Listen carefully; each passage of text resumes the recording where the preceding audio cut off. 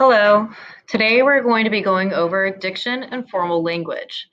I know that we just discussed narrative writing. I know that you guys have heard me say the word diction before, and we've discussed connotation.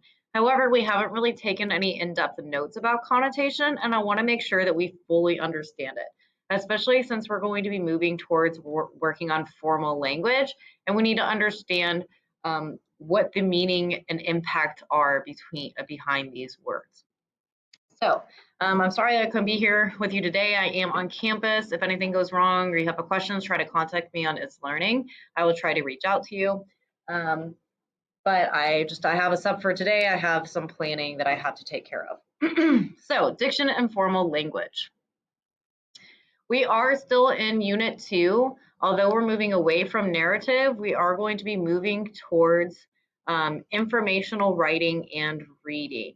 So informational writing and reading is when we are just going to inform people. An example of informational writing would be a history textbook or a science textbook. The purpose of informational writing is to inform and to just teach people about a topic.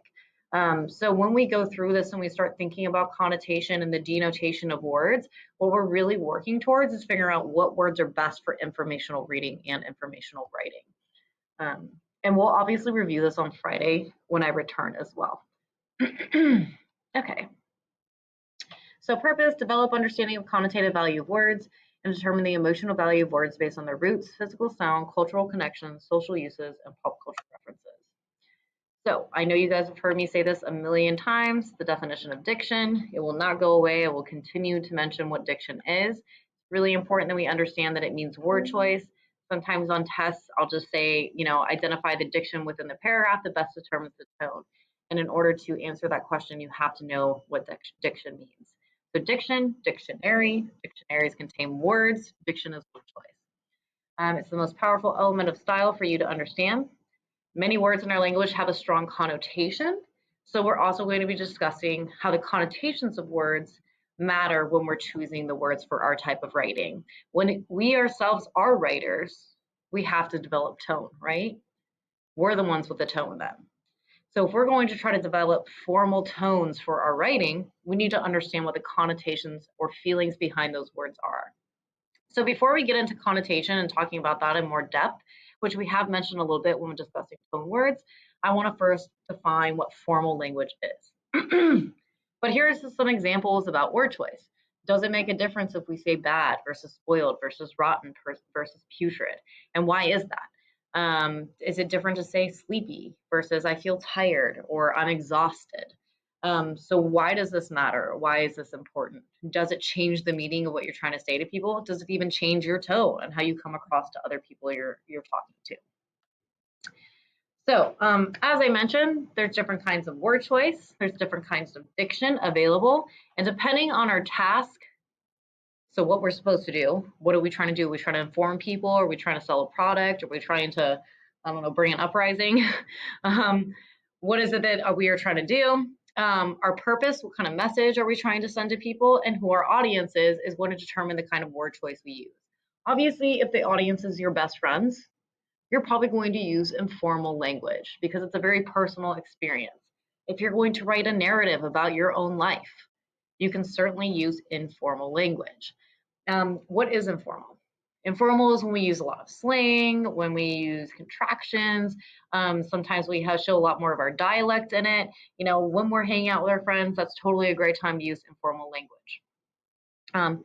However, formal language is generally what we would like to use if we were discussing something with a boss, if we were writing a job application, when we're writing an essay, and in this case of this unit, when we are going to write informational articles. So why is the formal one highlighted? Because that's the focus of the writing that we're going to do in this part of the unit. We will also be reading and looking at a lot of models of formal language. And in some cases, we'll be looking at bad examples of formal language and correcting them. The other kind of diction and word choice we can think of is technical writing. So technical is like computer manual will be an example of that. There's technical writers that work on actually translating things from computer manuals to be a more layman's terms or terms that the average person can understand. So that's another type of language as well. So, as I mentioned, we will be working on informational writing. I like to give you guys an overview of like where we're going and what our like point is to this unit. So first, we're going to end up doing some more quizzes, doing some more practice with reading. However, instead of reading short stories, we're going to be reading informational articles. It's still going to involve survival. So like we learned some things about survival, like what did Rainsford do to survive? What are some important steps he took? What are some important things? What kind of mindset did the people have that how to survive that drought and the story before the week's through? However, we're going to be looking at very real life scenarios, and we're going to have those described to us in a very informational article. Think news articles. We'll read a lot of those. How do people survive different situations? So first, we're going to read that. We're going to take some of those reading skills we have from narrative and apply them to informational reading. So instead of looking for a theme, for instance, we'll be looking for a central idea. But we're also going to be looking for examples of formal language. What does that look like? How is the structure different? Moving forward, you guys will be writing articles of your own.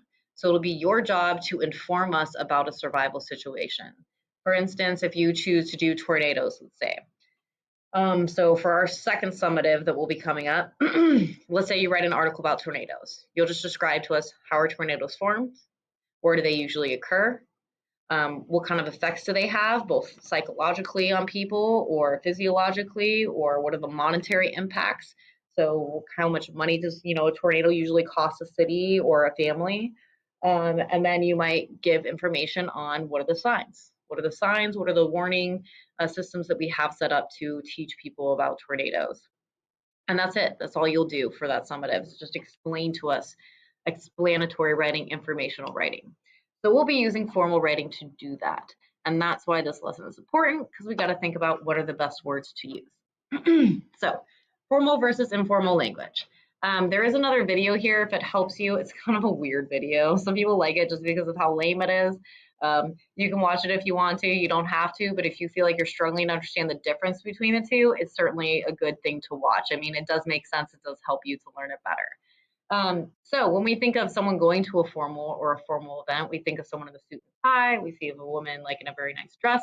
Same thing with formal language. We think of this kind of fancier language, this more professional language. So what does that really mean though? Well, no contractions.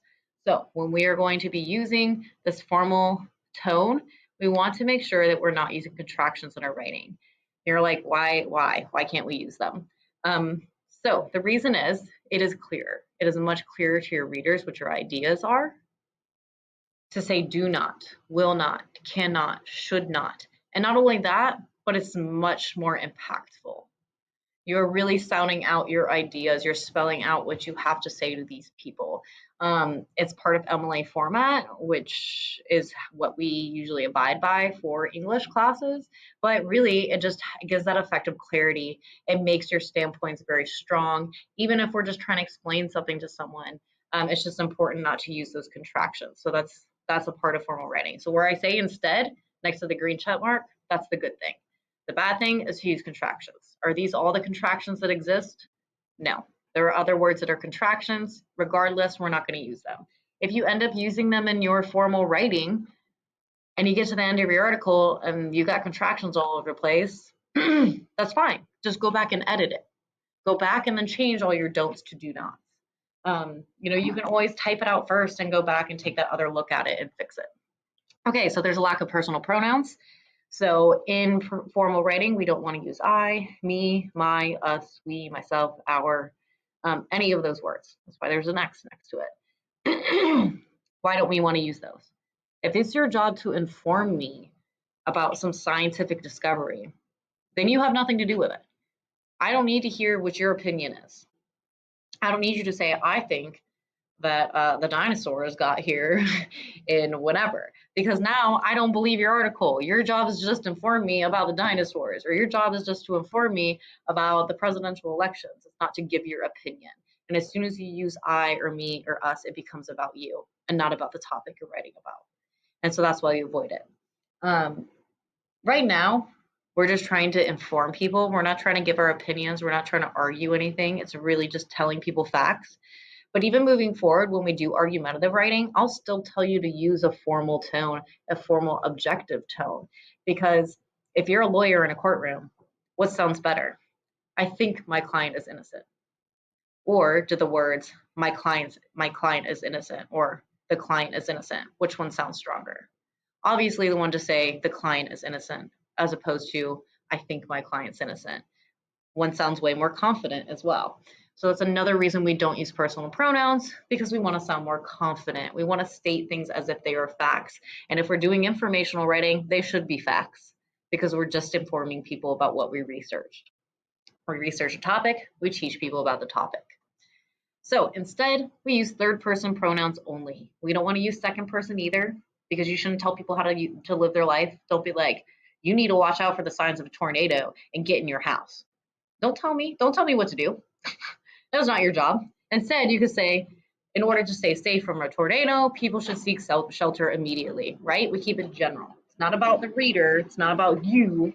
It's about just people in general. It's about a person. It's about an individual.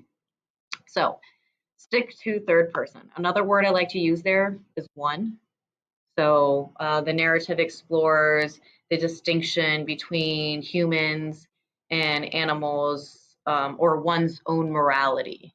I would say like one's morality or one's journey. So one is really just a replacement for the word person, a person. So that's a good one if you want to add it to the end of the list here. On other assignments, I'll give you a list of words that are good to use for formal writing. Longer, more complex sentences, bigger and more sophisticated words. The word bigger, not a very sophisticated word. And then finally, objective tone. What you will hear me say over and over again during this unit is that we need to use formal, objective tone. The word objective means impartial, neutral, or unbiased. I'm not there to really talk it through with you guys, so I'm sorry this is kind of boring, but I would normally at this point ask you what bias means. So to have bias means that you have your own personal feelings, your own personal opinions about what you're discussing. If people are discussing politics, they usually have a bias, right? If I'm going to talk to my friend and we don't agree with each other, we're both going to have biased viewpoints of what is going on. Now, that's not something that we want in our informational writing. When we are writing formally, we don't want to show any bias. We don't want people to feel like we have some strong opinion about what we're talking about, because they're not going to listen. Because they're going to feel like, well, is this factual or is this just their opinion? Is this just how they feel? So what the word objective means is just facts, whereas subjective means feelings. So keep that in mind. Our goal in our writing and in our readings here is we're always looking for formal, objective tone, to be neutral, to be objective, to be impartial. If your best friend just got in a fight and they punch somebody in the face, and then somebody comes and looks for a witness, they're not going to ask you, or they're at least not going to question you, because what are you going to do? Are you going to lie for your friend? Probably. You're probably not going to say, oh, my friend's guilty, they started the fight. You're going to be like, nope, they didn't do anything, right? Because you're biased. So instead, they could find an unbiased person that's not friends with either of them to retell the events, because that person's going to give an objective, impartial viewpoint. So same thing in a science textbook, we're going to get that objective tone. Okay, moving on. So going back to connotation, like I said, we've talked about this a little bit. So denotation versus connotation, what are they? So denotation is the dictionary definition of a word, whereas connotation is the feeling of a word. We've talked about this with tone. How does the word feel? Do the words feel more positive? Do they feel more negative? Are they sadder? Are they happier? Do they sound more intense? Do they sound like a weaker word? So denotation is the dictionary definition of a word. Denotation, diction, dictionary. They all begin with D's. They just basically mean what words mean. On a literal level, what did they mean? So happy and delighted. They both mean filled with joy, right? They both mean feeling good. However, they have different connotative meanings. So think to yourself, which one sounds more positive? The word happy or the word delighted? So a lot of us are going to say that delighted sounds more positive than happy. But why is that? we naturally form these kind of social and cultural expectations and feelings toward different words. Sometimes it changes per generation. Sometimes that's different just because of the spelling of the word actually makes it feel a different way to us. So that's something that we're going to be looking for, because when we use formal language, we don't want to have a lot of emotion. All right, I had to pause for a minute, so kind of forgot where I was. So yeah, so connotative meaning of words, um, they're different, they have different feelings, different emotions. So we really want to think about how they impact us, because when we have formal writing, we actually don't really want to have a lot of feeling behind our words. We do want them to have a lot of meaning. We want them to have intensity. We want them to be strong, professional words, more sophisticated, but we don't necessarily want them to have a significant amount of emotion behind them, because if they have a lot of emotion, that means we're going to start showing our subjective viewpoints, our biased viewpoints, and we want to remain objective. We want to remain neutral. So that's what we're going to look to do. I found this meme on the internet like a while ago, and so I keep it on this presentation. If you're having trouble understanding connotation, it's a good example of it. So the words tired and sleepy literally mean the same thing. They have the same definition, a lack of energy, right? If you're tired, you lack energy. If you're sleepy, you lack energy. However, because of the way that they sound and the way that we just culturally perceive them, they mean different things. To this person, they feel this way about these words. So they said, saying that, oh, I'm sleepy is cute and like dozing off and happy, but tired is 10 cups of coffee and murder. So this is how they connotatively assess this word. This is their emotional impact of those words. They feel that tired is a more angry version of the word, whereas sleepy is more cute and lighthearted and happy. And I would agree. I think of those words similarly. I don't know that tired is like 10 cups of coffee and murder to me, but it's definitely like, hey, please don't talk to me. I'm still waking up. Whereas sleepy is just like, oh, I'm so sleepy. You're trying to be cute. So these words have different feelings, different emotions. And that's really what we're talking about when we talk about connotation. They can also have different strength, right? If I say exhausted, I also mean I have a lack of energy, but you know that I'm saying I'm beyond tired. If I say I'm exhausted, then that's I need 10 cups of coffee and I need to be left alone. So connotation, different emotional impact. Okay, I'm not going to play these videos for you necessarily, but these are available on It's Learning. If you feel like you need more examples, if you want to go through it, if you feel like someone else explaining it will be better because you just learn from them better, then by all means watch one of these videos. You can also find a bunch of other videos about connotation online. This guy really goes like more in depth with it. It's not going to be helpful for like the formal aspect, but it will be helpful to think about what connotation is.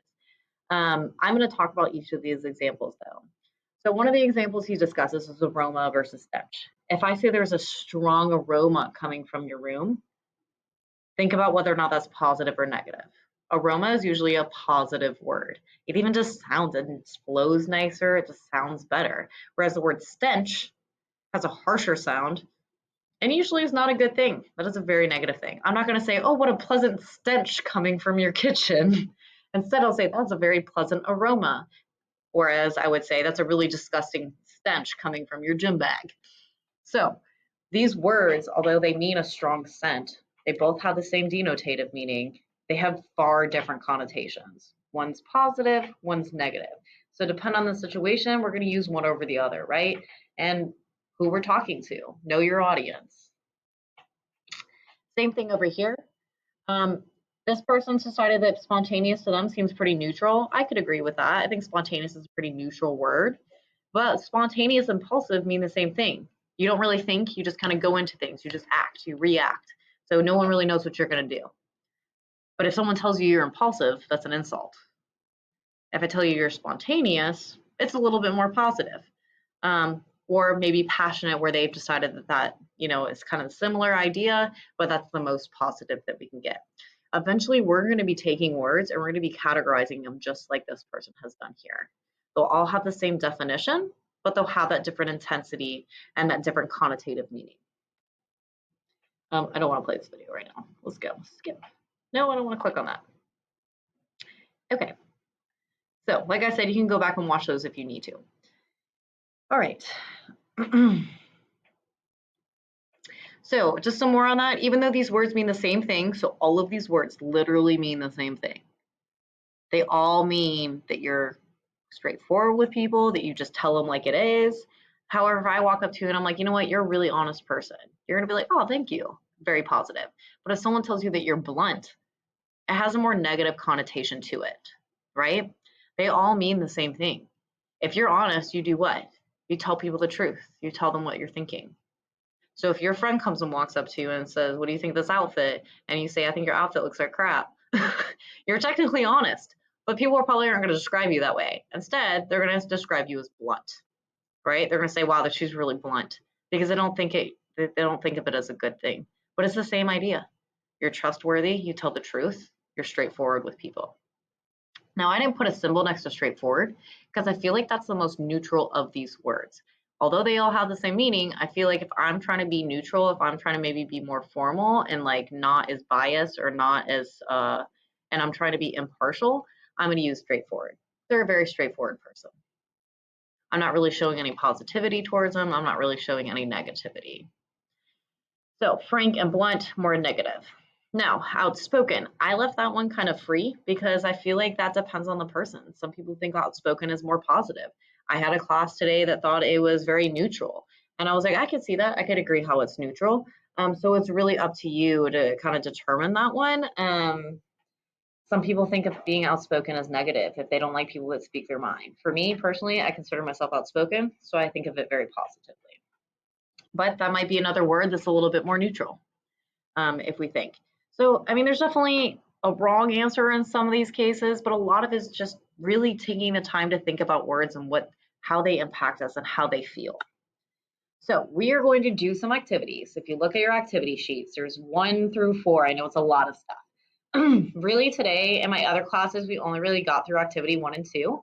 I really want you guys to try to do 1, 2, and 3, possibly if you have enough time. And that's mostly just because I got to discuss and really work with them in class where I don't get to do that with you. So when we come on Friday, I want you to be prepared to really discuss those things with me so we can kind of be on the same pace with everyone else. So even if you feel like you're not quite sure that you're doing it right, just try your best. And we can review that on Friday so we really have a full understanding. Maybe we got to erase the stuff and go start over from scratch for some of these activities. But I have faith most people have done a good job of thinking of these words. You can certainly work with other people. I actually encourage you to because I think it helps through the thinking process. But please don't just randomly write the words wherever you feel like. That's not going to help you. Our entire unit will be based off of this. I will ask you test questions that are about what word do we feel like is the most neutral, the most formal, based on the connotative meaning of it. And if you're not doing this practice, if you're not paying attention to these notes, you'll be lost for the next 2 summatives, for the next 6 grades. And that's a lot of work that you can't really afford to not understand. And even now, if you need clarification other than Friday, then come see me next week. See me during power hour, see me during homeroom, and I can help to clarify this. I promise I won't make it as lengthy as my YouTube video. Okay, so on our handout, you have something that says Connotation Activity 1. There'll just be a bunch of boxes and a bunch of blank space next to it. Before you draw any lines, let me show you an example and I'll come back to the screen.